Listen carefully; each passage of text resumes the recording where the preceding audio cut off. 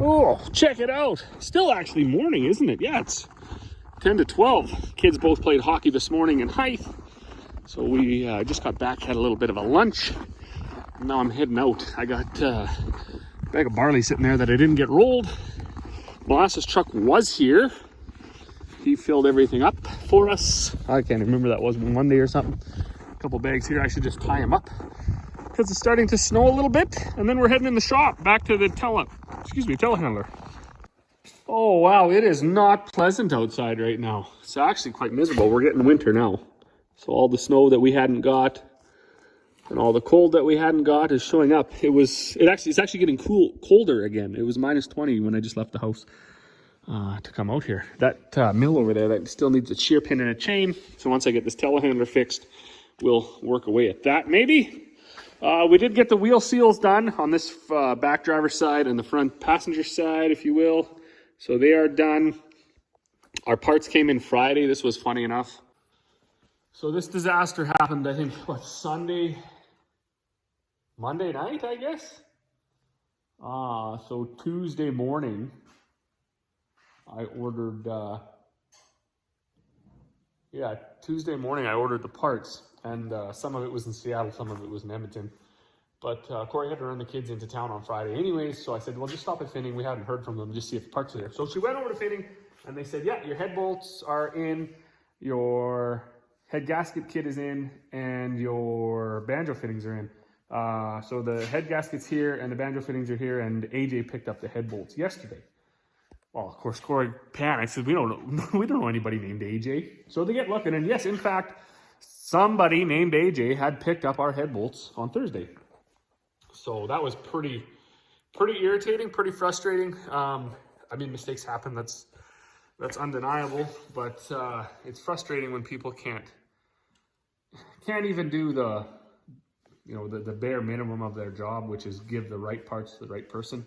It wasn't a big deal for us, but I was thinking, if that guy picked up our head bolts thinking they were, a different set of head bolts for a different machine, and he was driving, say, hours out into the bush to fix this machine, that's a pretty big inconvenience. So all in all, they found after lunch, because of course everybody was on lunch and everybody needs to take a minimum 1 hour. Usually it's 1 hour and 45 minutes they take for lunch. They're certainly up here in our area. And they won't, heaven forbid, they do any work during lunch. That's not going to happen. So we had to wait. Well, not we. I was here working on this stuff, but Corey was in town. She had to wait for till a little after 2 for them to get back from lunch, figure out who AJ was, figure out who AJ worked for and why they ended up with their head bolts and if they still had them, and then get them from AJ's shop back to Finning. And then Corey went to Finning and picked them up again because they wouldn't even tell her where they went. She said, well, just tell me what shop they went to. I'll just go grab them. No problem. They wouldn't even do that. They're like, no, we won't give that information out. So stupid. But anyways, we did end up with head bolts. We did end up with a head gasket, and we did end up with those banjo fittings. So Dad and I, we had this all unbolted yesterday, had the head picked up, cleaned it all up really good, set the new head gasket in, and we put the new head bolts on. We got them all torqued to about 110, I think is what the book said, and now we got to do the 110 plus 150 degrees. So I'm going to sharpen up my pencil and mark all those bolts, then hook the injector lines back up, the injector rail up, put some coolant back in it, and then it should be ready to fire up.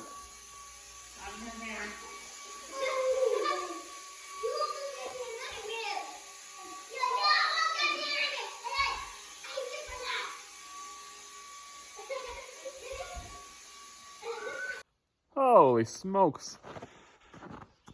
Well, there's going to be people in this life that are going to tell you that when your TV just fails halfway through the hockey game, it just shuts itself off, that you can't fix it, and there's no point in taking it apart, especially if it's a TV from 2011, because that technology is dead.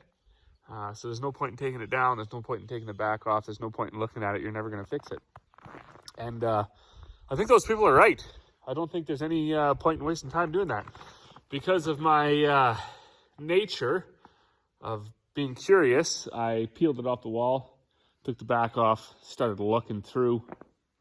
I did trace a weird sound, like a bzz, bzz, bzz sound to one of the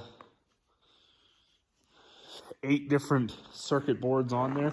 Of course, who knows? Maybe they're supposed to make that noise. I don't know. But interestingly enough, when I did find a part number off of that little board, they're available, about $570 plus shipping. So we were looking online, and yeah, like a whole new TV is $500. So you do the math on that, figure it out. Some of the forums I was reading too said, like, you know, plasma, that's a long dead technology. I don't even know what they're up to now. Like, I don't know what they would call a new TV. I don't follow that.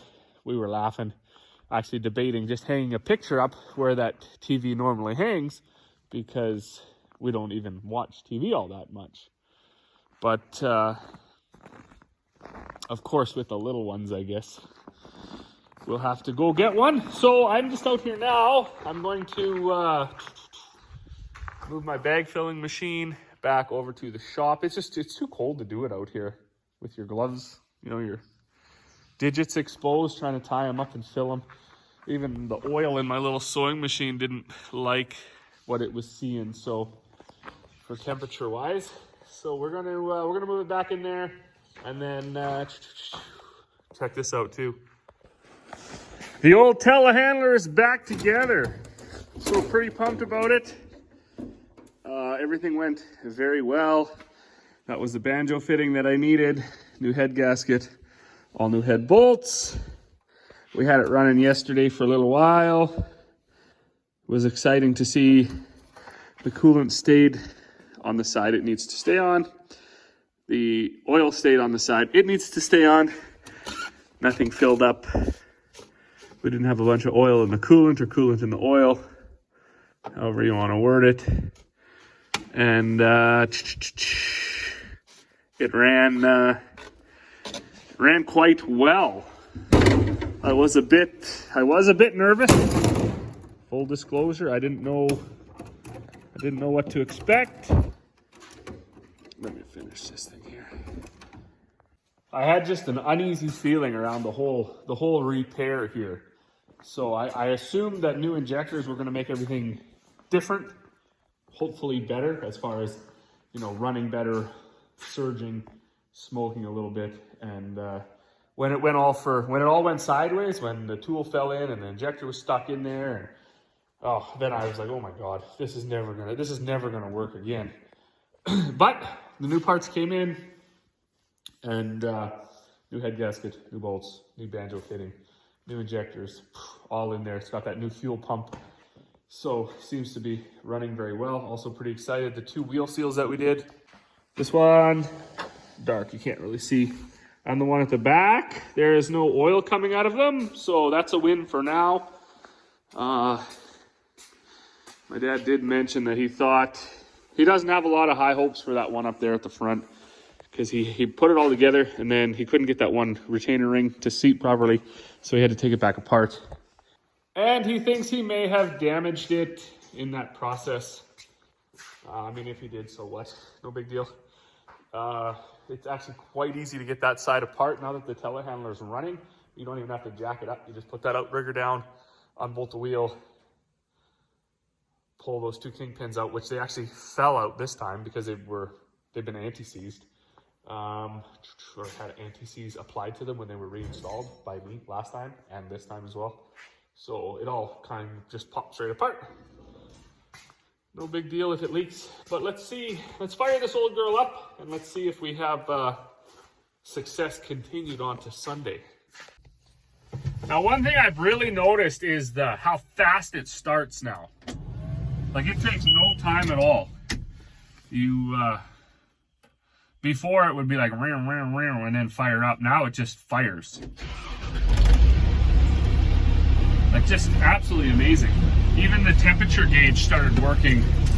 It works like 90% of the time now instead of working 10% of the time like it did in the past.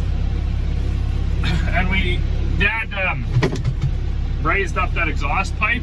We find that brazing works quite a bit better. Seems to take the heat better, the heating and the cooling. And we're not welders. So he brazed that up so that it doesn't rock and roll anymore.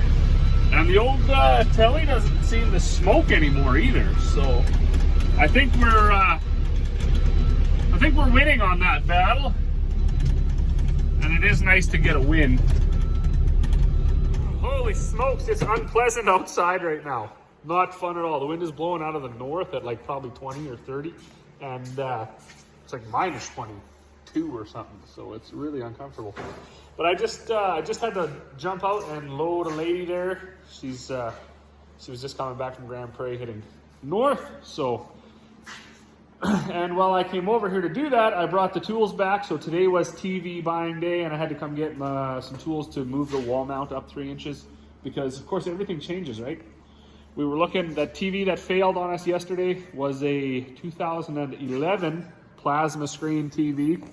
Had actually a really good picture and everything, I thought, but that's what it was, 2011 plasma screen, 65 inch, and it fit in the wall. I'm pretty sure when Corey designed the house, that was part of the wall being angled the way it was angled is because the TV would fit there and fill the space. Of course, when you do that, now you need that same size TV all the time, and how are you gonna do that? So I go rolling into town today, I have my tape measure, go walking into the TV store, and I measure from left to right. It's gotta be basically 61 inches or thereabouts. And I found a TV that was 61 inches from left to right, thereabouts. It ended up being a 70-inch TV because it has no bezel like they did in 2011, I guess. So that was interesting. That TV ended up, actually it was quite reasonable. I thought it was a little over 800 bucks. And the guy kind of carried on. Thankfully, he was talking to Corey, not me, because I was just like, I glassed over when I heard the conversation going on. Talking about a billion different colors and pixels being a 40th the size of the other TV, and how this TV, or the other, I think the other TV, they didn't have the size we needed, but those pixels, they actually shut right off instead of just fading to black. So you actually get a true black and not a, it was nuts. It was nuts, the amount of information on a TV. We are not big TV watchers. We watch like Global News in the morning. The kids throw on whatever kind of Dora or whatever nonsense is their age. And then we will watch an old Disney movie or something for a movie night here and there. But aside from that, we're not gaming on there. We don't watch like, you know, super intense, maybe like CGI films. I can't even think of one that, you know, like maybe like a new Star Trek or something, but where it's all like fancy laser beams and stuff or whatever, if that makes sense. I don't watch that stuff anyways. It's not my thing. I'll be more like, I'll watch Braveheart or something. So it really doesn't matter you know, how fast the refresh rate or whatever is happening on the TV. It's kind of just there, right, on in the background. But anyways, these new TVs are insane, like absolutely insane. It was totally crazy. There was a tremendous amount of information. Prices range anywhere from about $400 to like $5,000 that I saw. So that was nuts. I was pretty happy that we ended up getting something of quality, I think, for under $1,000. And yeah, that's that. Kids do want to watch the hockey game at 7 o'clock. That is an unfortunate reality of them playing minor hockey. Now they got favorite teams, and their friends got favorite teams, and they are actually interested in watching hockey now. For years, we didn't have to watch hockey. And for about 20 years, I didn't, with the exception of the odd Stanley Cup. So, as always, thanks for watching. We will see you all on the next one.